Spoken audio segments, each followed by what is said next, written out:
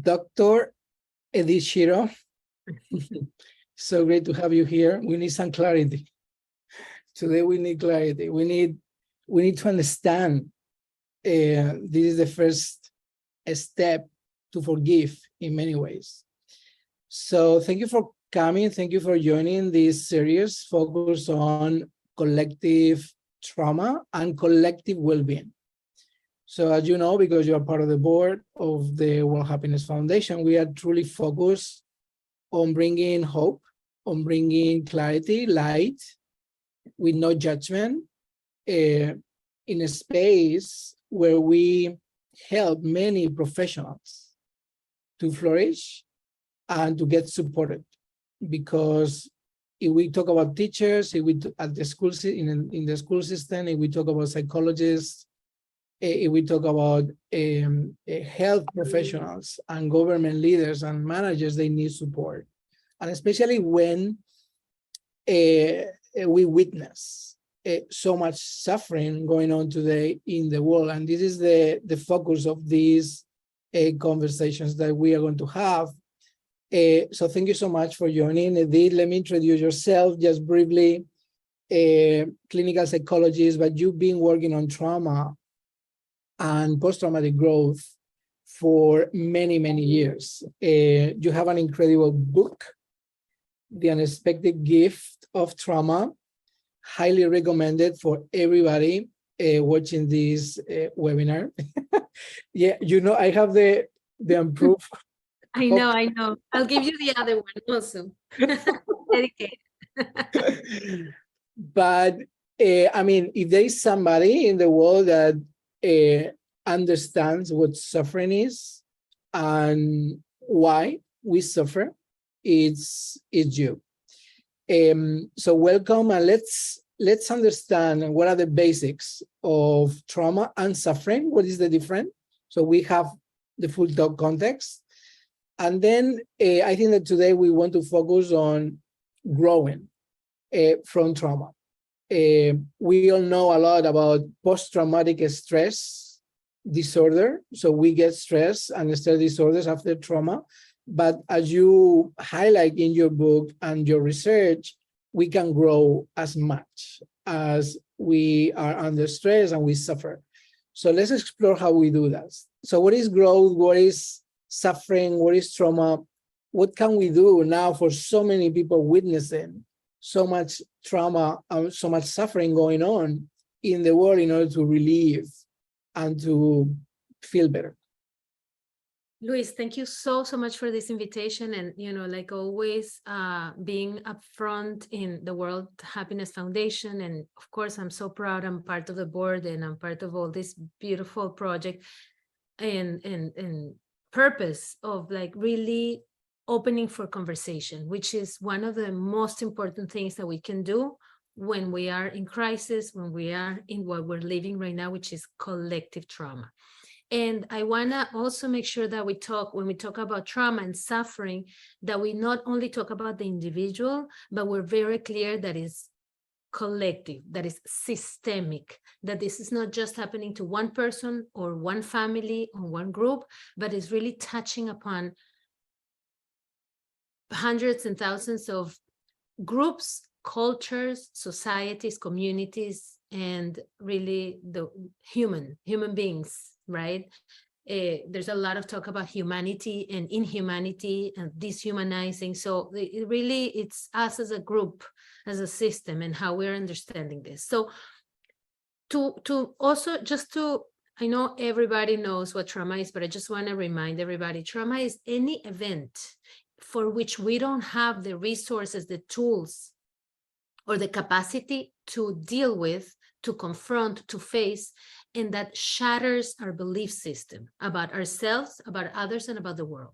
So when something like this happened, what's happening now in the world with a war in the Middle East, in Israel, like what happened with the pandemic, like what happened with the war in Ukraine, like what's happened in many other instances, somehow we are touched with this sense of uncertainty, of unpredictability, and of the notion that however we understood the world on how it functions, how safe it is, how we relate to one another, and what we believe about ourselves, about our identity, about our place in the world is being in question. It's being questioned, it's being shattered, it's being shaken.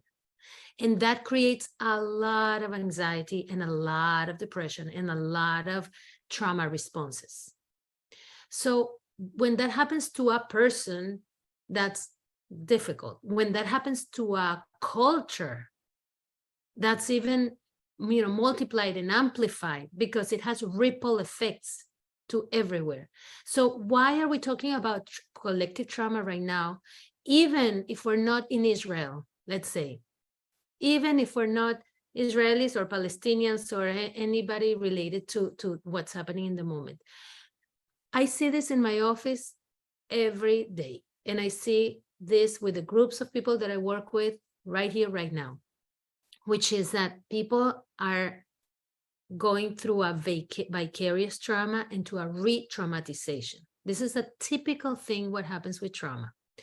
When we experience something difficult or we are exposed, as we are now, with so many images of violence and aggression and anxiety and threatening situations and people running for their lives and really massacres and suffering in such an extensive way, we somehow, the way that our brain works is that it becomes alert to danger. This is a very basic biological reaction for survival. Our whole nervous system gets in alert. It becomes triggered to say, hey, what's happening here? Should I be on guard?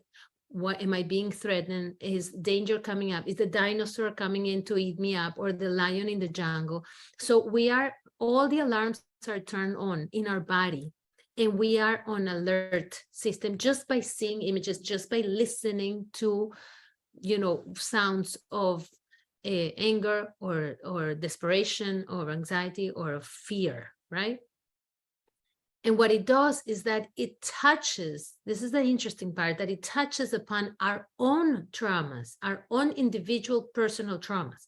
So if let me give you the example that is happening right now in the US. If I'm a Venezuelan that is running for my life, because in my own country, I have no food, I have no shelter, and I'm just crossing the border, right, and being persecuted. And I finally, let's say, get to a place in the United States when I'm safe for a while. And then I hear what's happening in Israel. All of my traumas for being an immigrant or for being a refugee or for running away from my own country that has nothing to do with Israel turn on and are triggered. And then I begin to experience that very trauma, and I begin to have that anxiety, that fear, that scary feeling, that threatening feeling and uncertainty, which I had from my own past experience.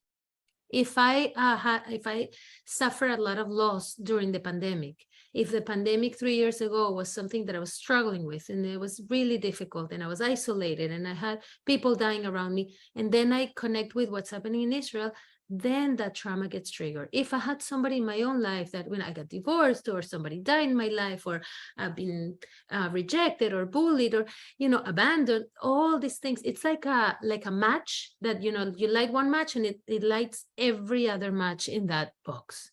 That's why I think it's very important for all of us to be talking about this, because yes, it does have to do with you. It has everything to do with you. Either if you are Israeli or you're Palestinian or you're related to anybody there or not, we are all touched by what's happening. And I want to say one more thing about that. When we talk about collective trauma, and I have beautiful people around me, also colleagues that talk about that, Thomas Hubel, Laura Calderon, Jack Soll, people that are really embarked and committed to working with communities and cultures that, on trauma. We are all responsible for what's happening right now. When we understand that what happens on the other side of the world has everything to do with us and makes us be aware of what is our contribution, right, for the suffering, and also our contribution for the healing, then we can open a different kind of conversation, Luis. You know, one of the things that I've been seeing this week and last week is that I have kids coming to my office and people coming to my office talking about this as if it was a football game. It's like, okay, on what side are you in? How many points? Who's winning? Who's losing? And right. And I say that with a lot of compassion to say that trauma creates division, fragmentation, isolation, and polarization. This is precisely what happens.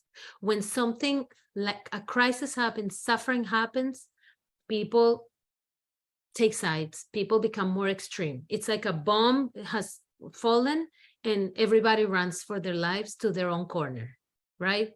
And that's one way of responding. And that's why you see this kind of polarization. I'm either on this team or on that team. Sometimes it's the way that we learn how to respond to this from a trauma response, right? When we are not healed, this is how we respond.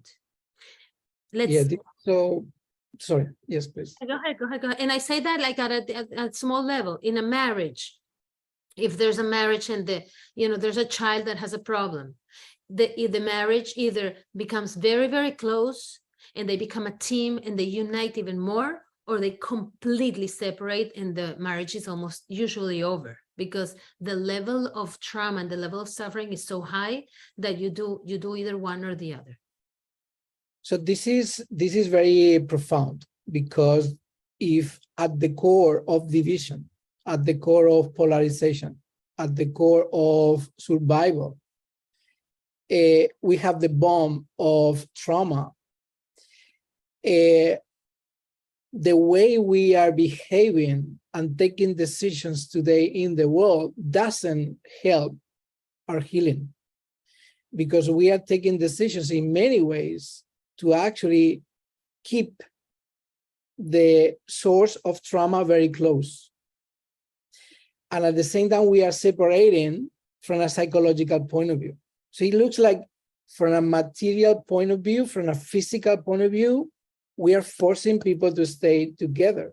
But from a psychological point of view, they are divergent. They are completely separated. Can that happen?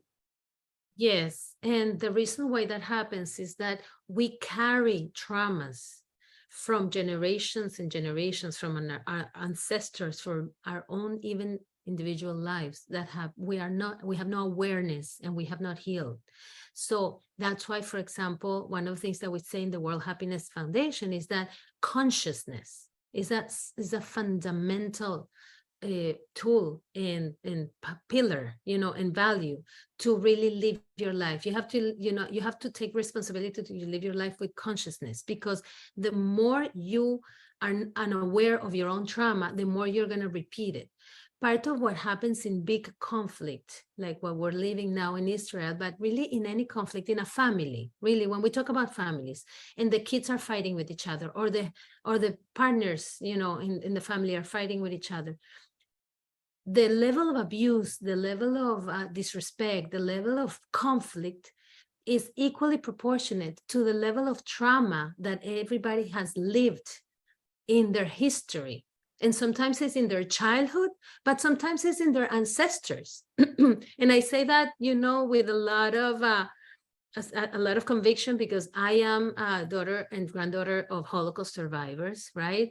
I know what intergenerational trauma is, which is extremely important to understand, that whatever we do now has repercussions for generations and generations. So right now, I'm worried about the children that are in Israel, Palestinian, Israeli, whichever color, size, shape, or form, because these are the children that are living the trauma that is going to continue the vicious cycle for the next few generations, and then we don't stop it. And there's no stopping of that trauma, right?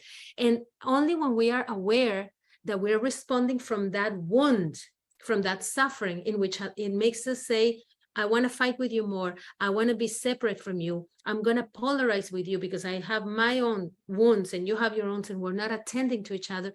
Then there's very, very hard. It's very hard to then go through healing. It's only when we have, and I'm going to enter into the healing process. Step number 1, the recognition, the validation, and the acknowledgement of those wounds. I always start with that when we talk about collective healing or individual healing or family healing, because the question is, okay, what do we do with all of this, right? How do we transform this, which is really what I always want to bring when we talk about trauma. How do we transform all of this suffering, all of this pain into well-being, into hope, into growth? So we really start, yes. Yeah, but just the first step of healing becomes so difficult for so many people. I mean, look at all the immigrants coming to the United States through the border. It's about millions of people right now. Look at the catastrophes, natural catastrophes that are going on in Afghanistan. Look at Ukraine, Russia, and all Europe, basically, especially Poland, with so many refugees, but many of the companies, countries accommodating so many refugees coming from Ukraine. Look at what's going on in East Africa, West Africa, Middle Africa, in so many, at least 8 countries with conflicts open. Look at what's going on the streets of Washington or LA with refugees on the streets suffering mental health. I mean, when you look at all these communities exposed to trauma at scale, something that we've seen is that we become victims and we see ourselves as victims of the system or somebody else.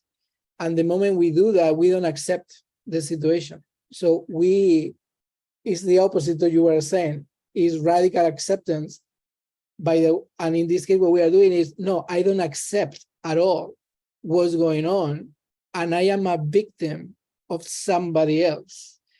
I mean, these are a lot of people. We are talking about millions and millions of people in the world who feel like victims. That's a collective victimism that we have today in the world. What do we do?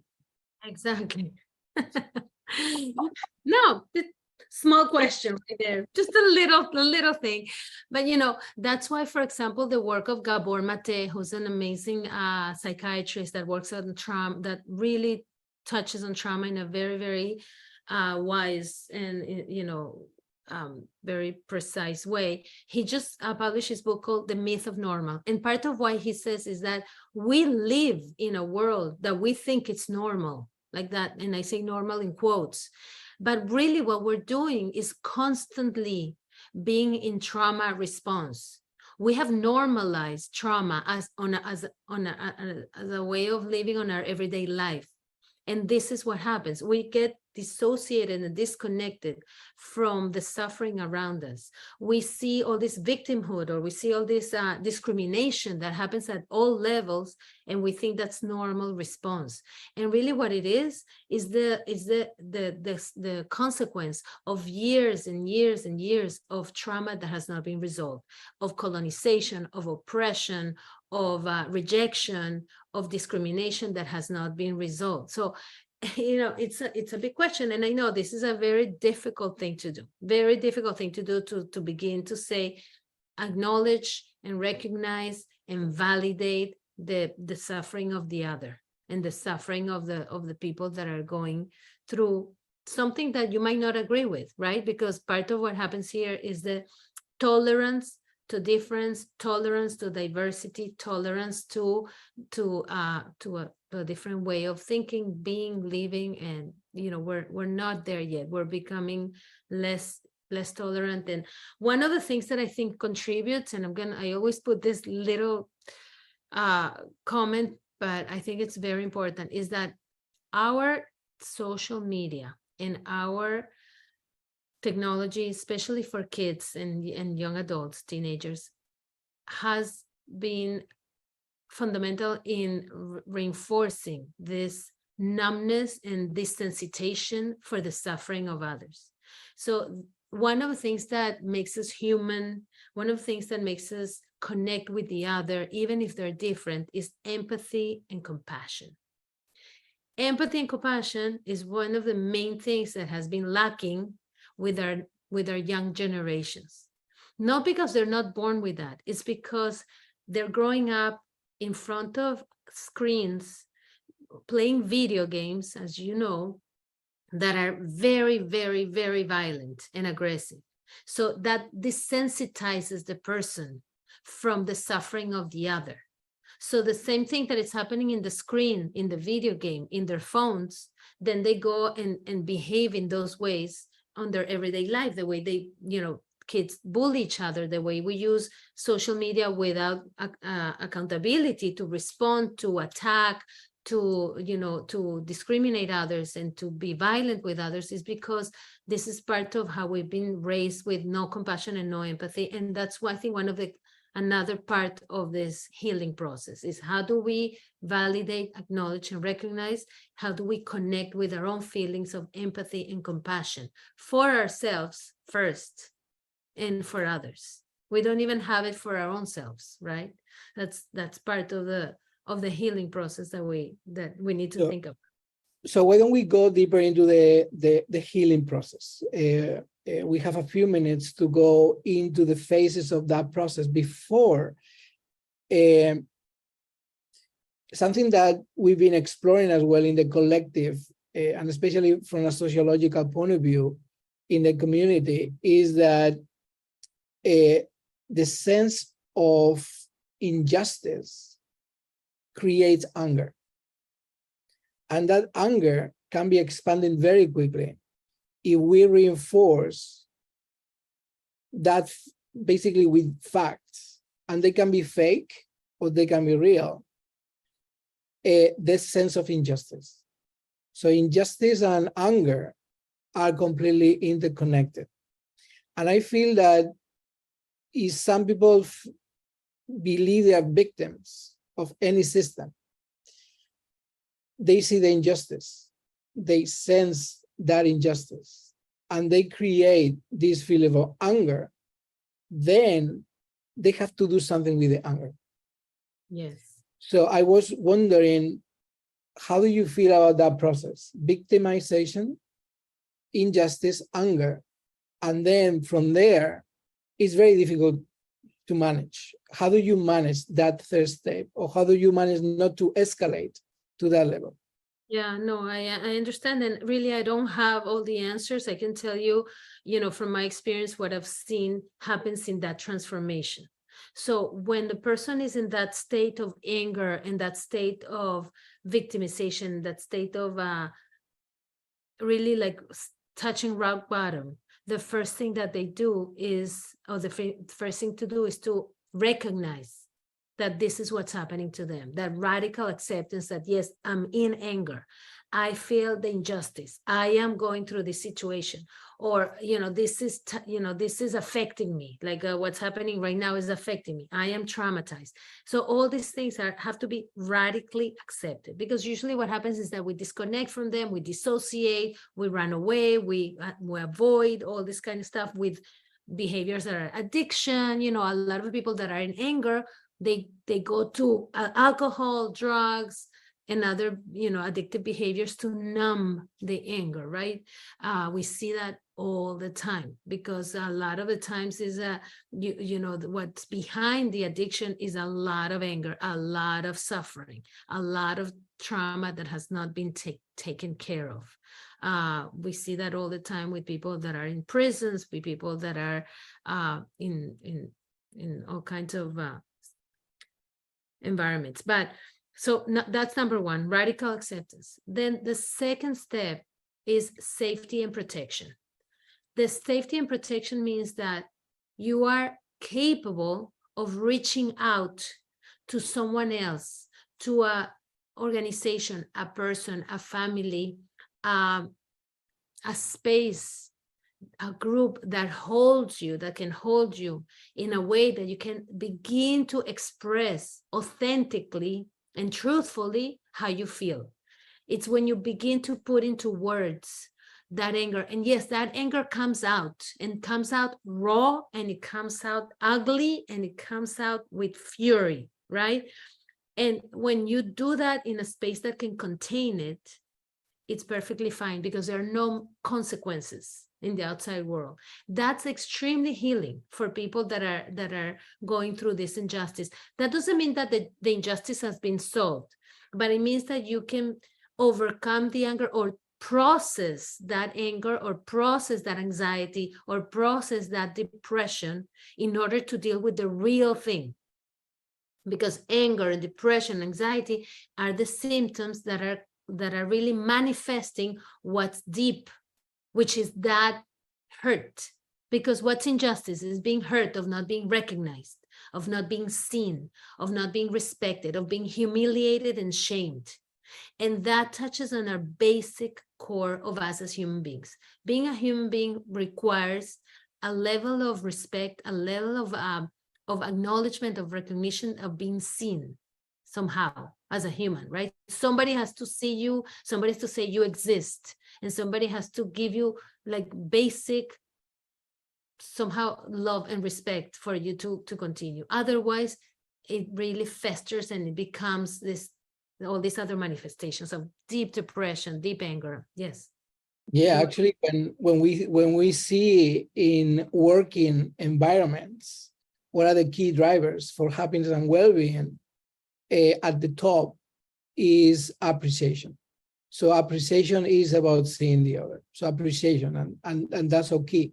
Yeah, but here that we are talking about collective trauma and collective well-being, imagine, I mean, you are talking about phase one is acceptance. So I have to accept, which means that I have to learn how to stop being a victim somehow. No, you don't need that. No, because what it means is that you radically accept how you are feeling. Like you put words and name to what's happening to you in the moment. You can say, I am a victim, or I feel like a victim. Feel like a victim. Yeah. So by recognizing that you are a victim, that you feel like a victim, that's the first step, right? Yes, that's going to change, but at least recognizing where you are at with like the most reality, the most truthfulness, and really truly connected with what's happening when you in the moment. Okay. Without running away from it. Yeah, this is so interesting. What happens if you don't have any possibility for security and safety? Exactly. What happens? Right. So this is a big question because of what's happening right now, Luis. I think this big question of, can we heal while we're still in trauma? Exactly. The example is not just there's a war in Israel and we're all feeling traumatized. Yes, that's what's happening right now. But I can give you examples that are also every day. Kids that are being bullied in school every day. Women that are being abused and treated badly every day in their relationships. Immigrants that are trying to, run for their lives and save themselves, and they're not finding a shelter to. Now, these are all examples that that it's trauma is in the moment. So in my experience, I know it's a big question, and I'm only going to give you what I've seen all these years, because that question has come up many times when I talk, and it's, can you heal while you're still in the trauma experience? My answer from what I've seen is no. No, it's very, very, very difficult to heal, to start this healing process while the trauma is still going on.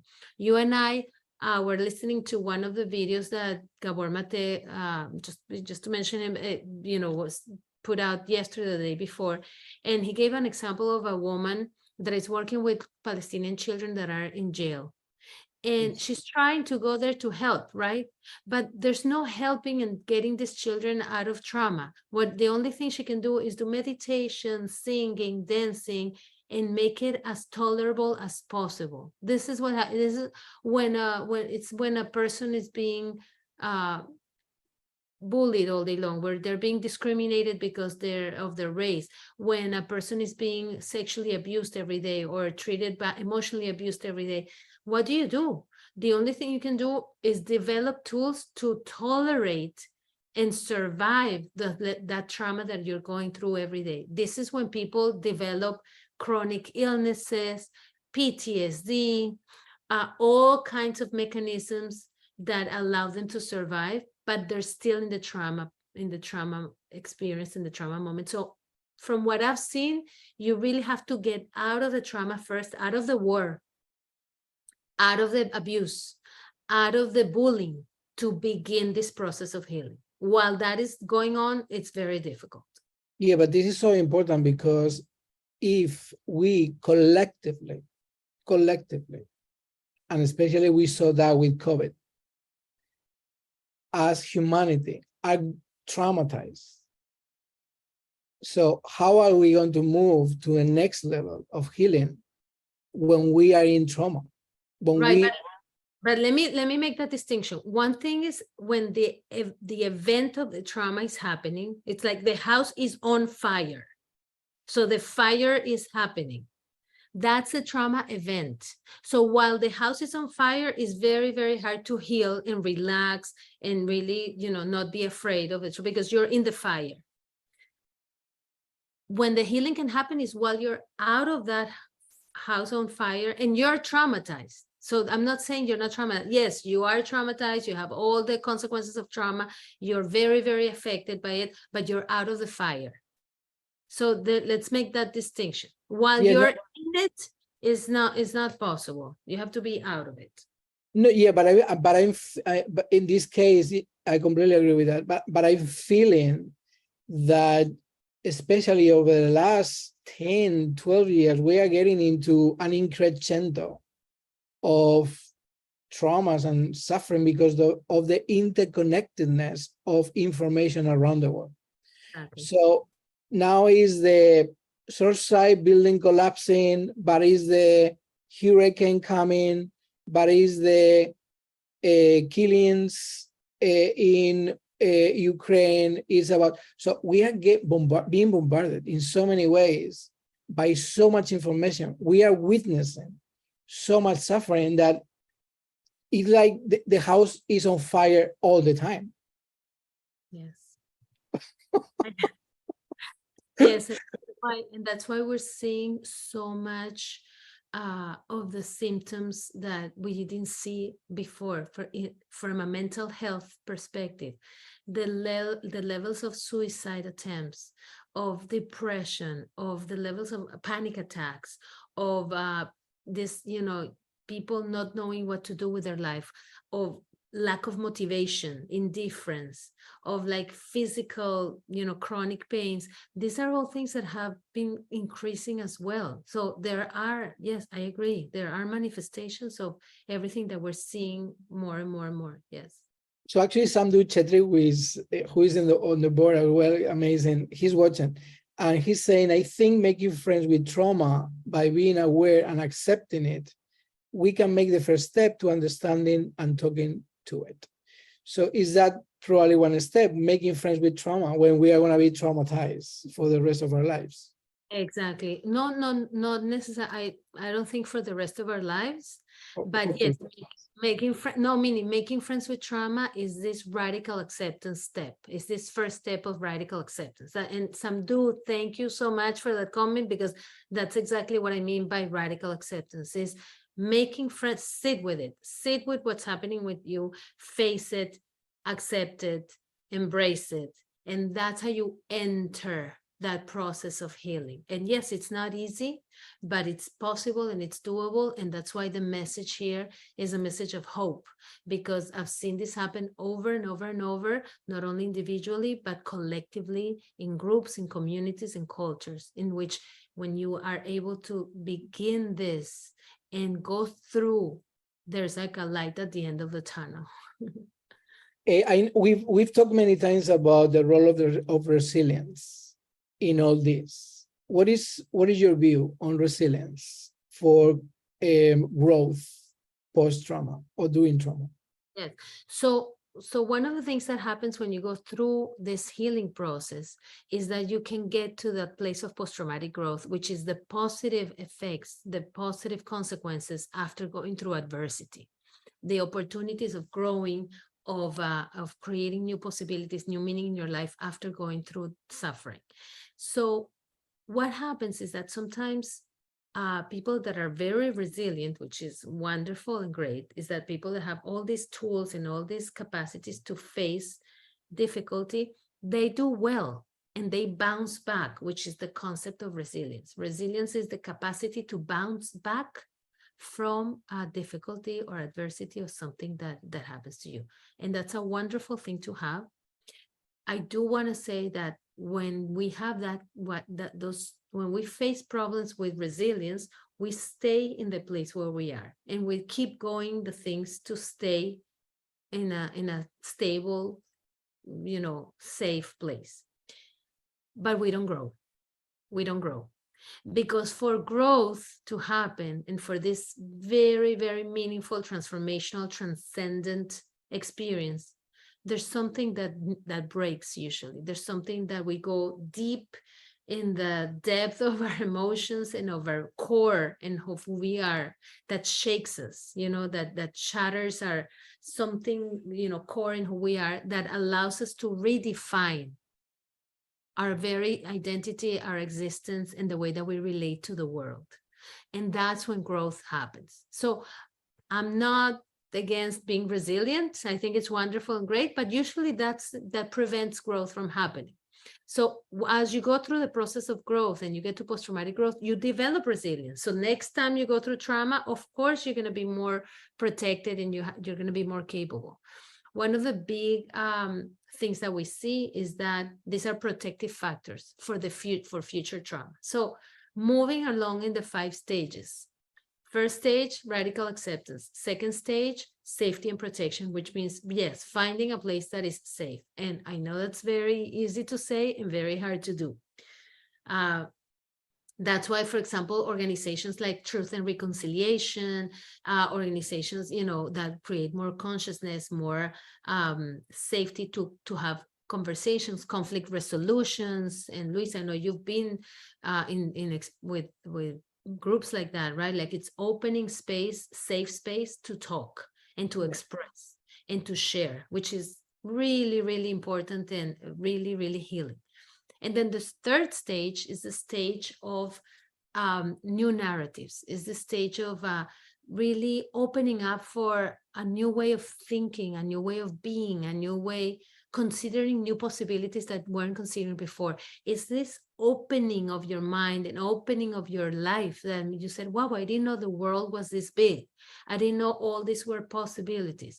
Sometimes people do that by doing psychedelics. Psychedelic treatment sometimes is a way of, people describe it as like, wow, it really opened my mind. It cracked my mind open. Now I can see things in a very different way. I can make connections in a different way. For some people, it's going through a meditation retreat. Some other people, they start having more of a spiritual beliefs.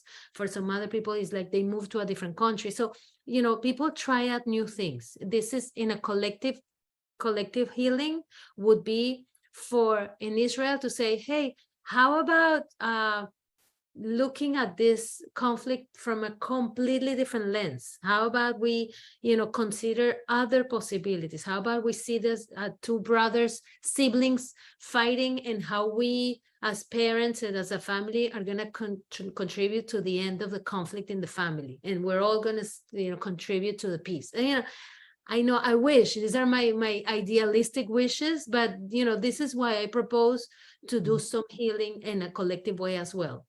And then the 4th stage is the stage of integration. What does that mean? That means that you're able to consider new things without letting go of your history.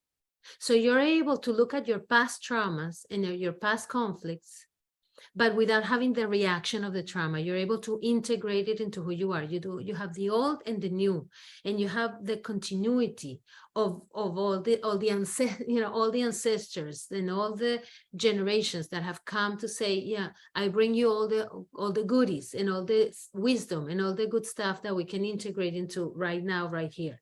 And then the 5th stage, which is the stage of wisdom and growth, in which people begin to understand their lives and their relationships from a more meaningful place. There's more appreciation for life. There's strengthened relationships. There's people usually talk about having a clarity of purpose, like a clear mission in life. Usually this is when people have developed more spiritually, and very interesting research on spirituality, in which even there's a part of the brain we found that gets thickened, and it really becomes a protective factor against future trauma. So becoming more spiritual, that doesn't mean religious, more spiritual, allows us to face the future trauma with more understanding and more faith that you can overcome it better. And these are all gifts that we get when we really go through this process. Yeah, that's a beautiful one, because the deeper you go into spirituality, the deeper you get into non-duality. And non-duality is no separation. So instead of justifying why a separation exists, you go deeper and say, well, there is no separation. So this is something that is not happening. So what we have to actually analyze is why people feel that we are separated when we are not. So I think that spiritual path is very important. And that's part of the research that we do as part of the chair that we have on contemplative science. And as part of the board, we have many leaders going deeper into the neuroscience, the sociology, psychology, and the philosophy of spirituality, which goes beyond religion in many ways. So let me summary a bit what we are learning today for everybody, especially with the 5 phases. So at some point, when we are aware that we are going through trauma, the first step is to accept the feeling, because this is very interesting. This is something I learned. It's not just accepting the situation. You accept the feeling that you are having in that moment because of the situation.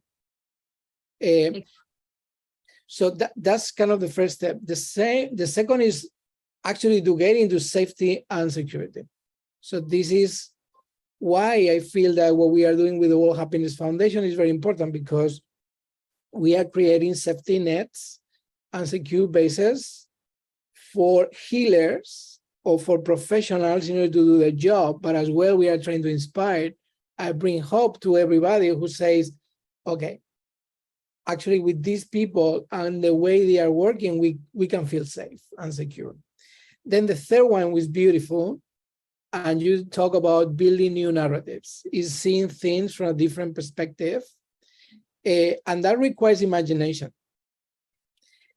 But that's a big one. And the fourth one is that once you start building that new reality, you integrate that in your daily life. And you say, oh, actually what's going on now with these 2 siblings in the Middle East is something that has to be solved with the whole family. So at some point there should be somebody. And from my point of view, is the United Nations. That's why we have the United Nations, that can really become the peacemaker and make sense of what's going on, separating and bringing together, but doing this in a neutral way. So this is, I'm bringing my conflict resolution hat when I think of integration. And then you get to a stage of 5th stage, which is beautiful, of growth and wisdom. So those are 5 stages, beautiful. And all those 5 are in this amazing book, The Unexpected Grief of Trauma. So if somebody feels that is going through trauma and suffering, please get this book, because it actually is a gift. Why is a gift, Edith? Why trauma is a gift?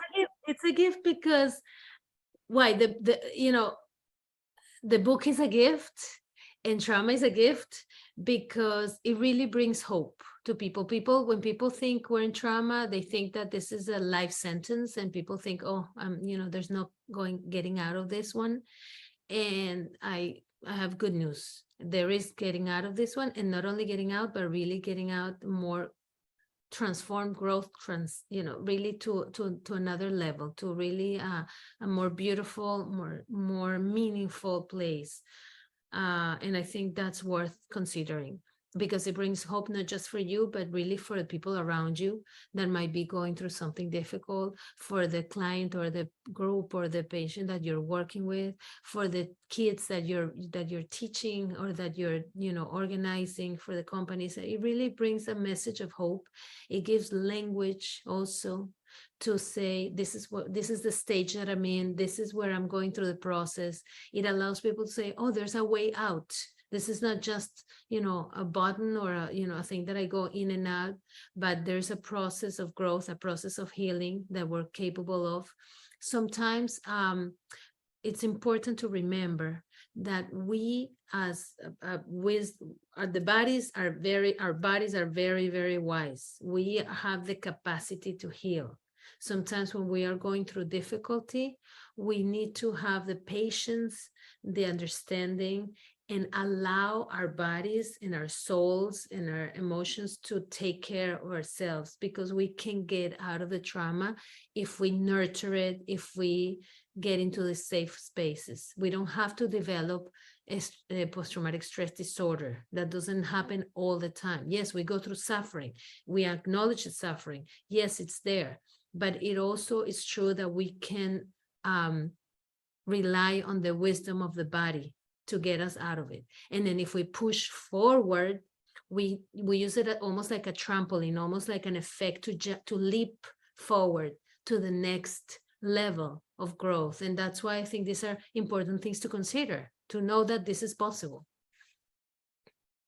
So with all this in mind, do you have any practical recommendations for people who are suffering, being re-traumatized by witnessing what's going on today in so many places around the world? Yes, and thank you for that question, because it's good to talk up, in concepts and in abstract, but it's also good to bring it back to right here, right now. And one of the things that I'm telling people every day this time, and we did that during the pandemic as well, is come back to your breath. And I thought this is a very simple thing, but it's major. When we are scared, when we are anxious, when we feel threatened, we forget to breathe. And when we are breathing with calmness, with consciousness, with mindfulness, we are sending the message to our bodies that everything is okay, that we don't have to be in alarm, we don't have to be in survival mode. So come back to your breathing. Do breathing exercises every day. Take 5-10 minutes to breathe. That's one thing. The second thing, the body keeps the score. What does that mean?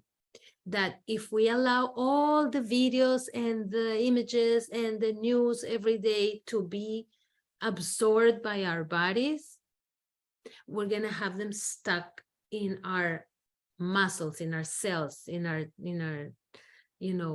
as part of the way our bodies work. And it's very important that we let that go through us and outside of ourselves. How do we do that? By moving, shaking, running, walking, dancing, swimming.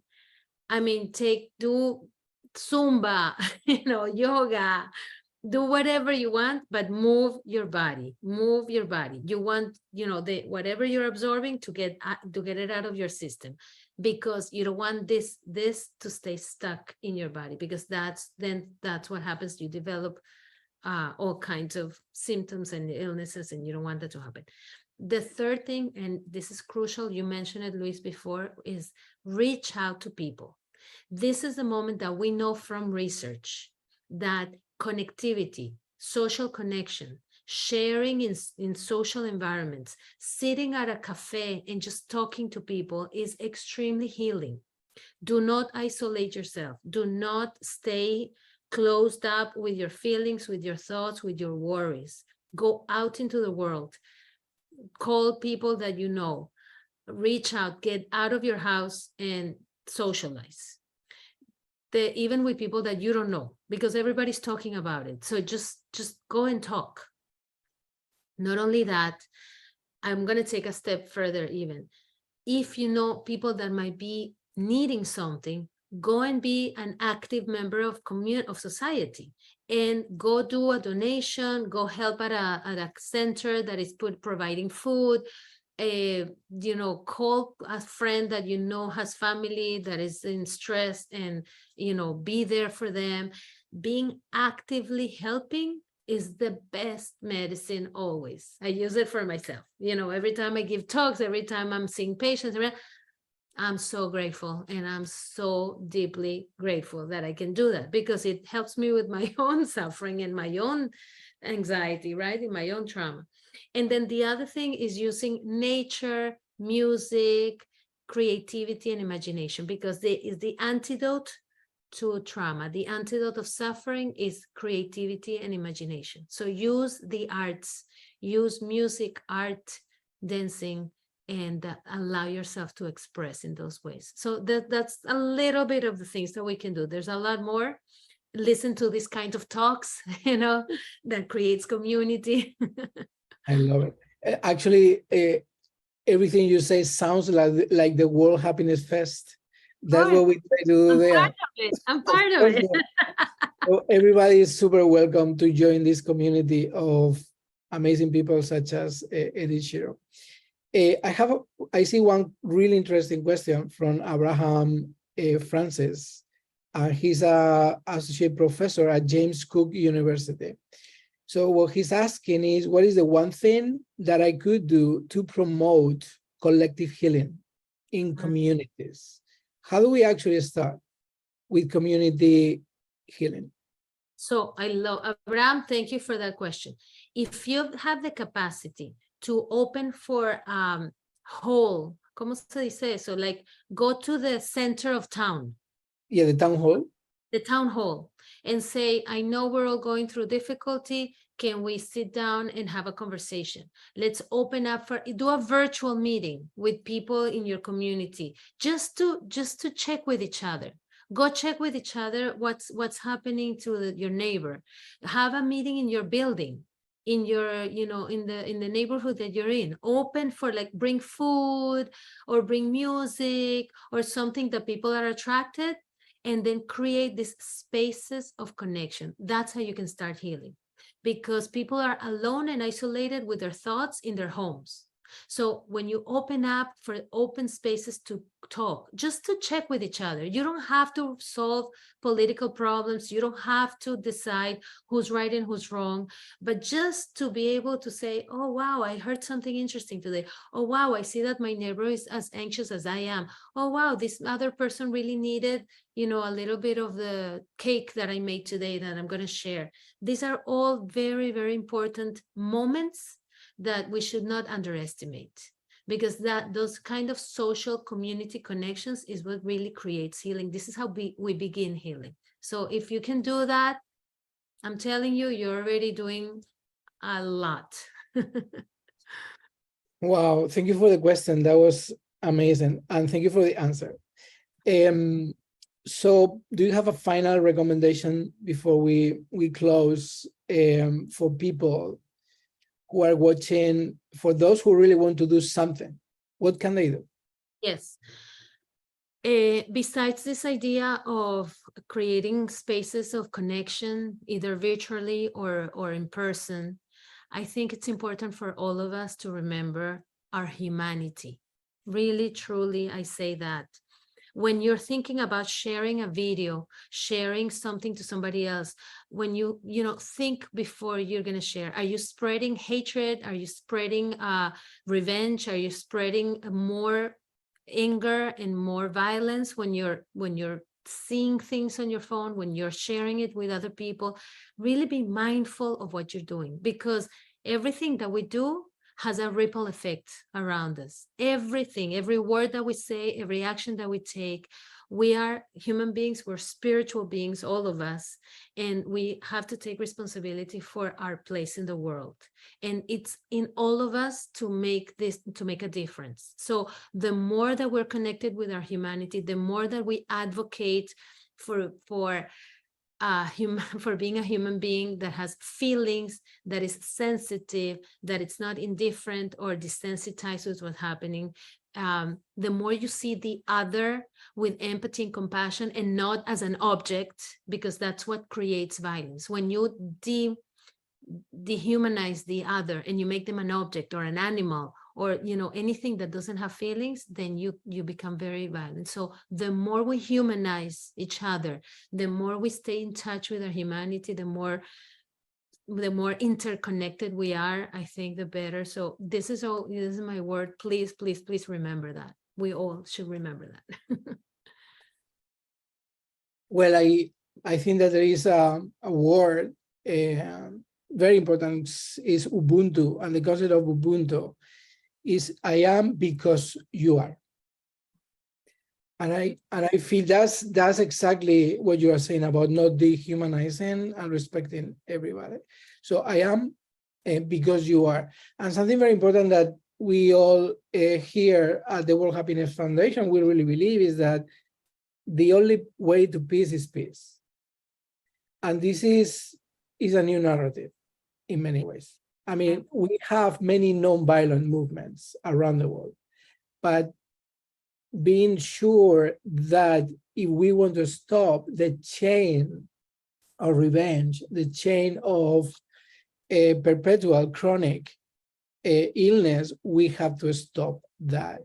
And the only way to stop it is being at peace. So it's difficult, but is critical in many ways. It's called, in psychology, we call it, you become the transitional character. You become the person that stops the cycle of trauma from generations and generations. You can do this, and then from you on, there's no more violence, no more trauma, no more of that, vicious suffering. So I hope that we all become this character that stops the aggression and the violence, and we do peace with peace. I love that. Yeah. Thank you. Thank you so much. This session is recorded, accessible to everybody in social networks. So thank you so much, Edith Shiro, and see you very soon. Take care. Unexpected gift of trauma, Amazon. Thank you. Thank you so much, Lee. Thank you. We'll keep talking. Thank you. Bye, everybody. Take care.